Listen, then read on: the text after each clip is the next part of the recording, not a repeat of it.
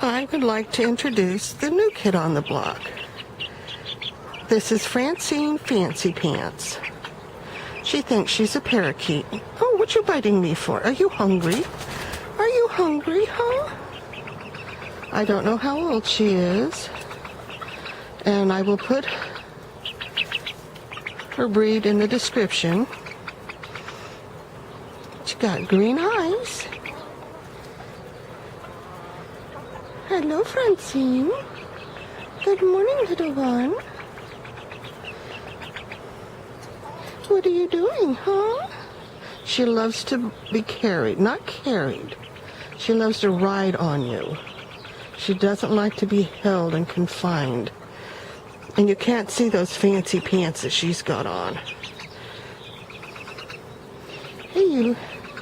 You can tell she's young. Besides her continuous little peeping is the length of her toenails. Oh, you're going to show us your fancy butt? Look at that fuzzy fancy butt. She's down in feathers. Well, it looks like I got some hungry slugs and snails. I think that's a snail. That's too much damage to be just a little slug. And I was watching my amaryllis put out buds. There's another one there. I'm gonna have to find some sort of snail killer, which I don't like using. And it's got so hot that the beets are getting ready to go to seed before the beets actually form. And something's been eating the leaves off back there. Oh, I wonder if that's a mouse. No, I don't see teeth prints. I wonder if that could be a mouse. So I really don't see the slick. But I don't see tooth marks. But it is squared off. That could possibly be a rat. Hope they choke on it.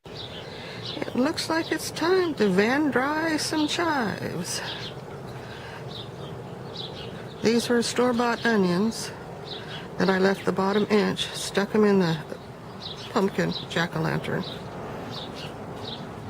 About 3.5 feet long.